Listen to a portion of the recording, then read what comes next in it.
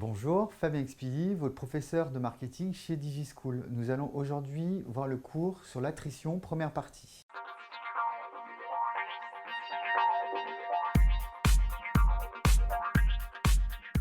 Donc l'attrition est une notion qui n'est pas beaucoup utilisée, que l'on n'entend pas beaucoup et qui pourtant est importante d'un point de vue marketing. Donc ça va être quoi? Ça va être la perte en général de clientèle que l'on va avoir sur une période donnée, qui peut être une année, 2 ans, mais en général qui est calculée en années. Donc le client qui perd également un fournisseur, si on est par exemple sur du B2B, c'est également considéré comme de l'attrition et c'est nécessaire de la mesurer pour éviter en fait de perdre du temps à rechercher de nouveaux fournisseurs. Donc en fait, l'inverse de l'attrition, c'est la rétention. Donc le taux d'attrition est exprimé en pourcentage. Donc en général, dans un secteur d'activité, il est à peu près de 20%. Donc ce qui veut dire que si jamais on ne fait pas de campagne de relance de sa clientèle, on peut perdre jusqu'à 20% des clients.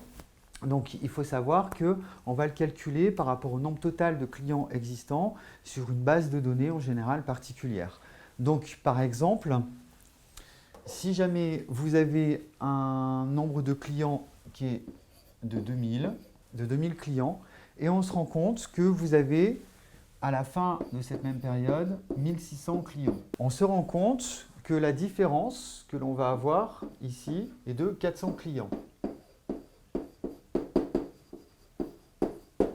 Donc, c'est-à-dire que pour faire le calcul de l'attrition, on va partir sur les 400 clients qu'on va diviser sur 2000, ce qui va nous donner un taux, là, qui est équivalent à 20%. Donc, ce qui veut dire que là, le taux d'attrition, il est acceptable en fonction vraiment de notre secteur d'activité, mais il va falloir attention à réfléchir à pourquoi on a cette perte de clients. Donc ce taux, il est très souvent utilisé pour mesurer la fidélisation, puisqu'on sait que la fidélisation, ça coûte 7 fois moins cher en général à une entreprise. Et du coup, il faut vraiment travailler cette fidélisation pour aussi gagner des parts de marché. Donc nous allons également avoir une autre notion qui est le churn rate, qui est un ratio que l'on va utiliser. Donc ce ratio, on va le calculer avec le nombre de clients perdus sur le nombre de clients total. Donc c'est un petit peu l'exemple également que je vous ai donné tout à l'heure par rapport à l'attrition. Mais surtout, c'est un indicateur marketing qui est clé dans les domaines d'activité qui ont en général un abonnement.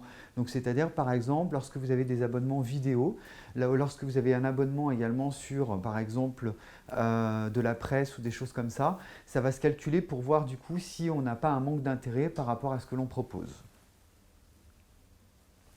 Donc la perte de clients, elle est liée en général à 3 origines. On va trouver les abandons, résiliation ou rétractation, une perte également de clients qui est due à un passage à la concurrence ou passage à une autre offre de l'entreprise si on est sur un effet de cannibalisation. J'espère que cette vidéo vous aura été utile. Je vous invite à vous abonner sur notre chaîne et si jamais vous avez des questions, à poster des commentaires. À bientôt chez DigiSchool.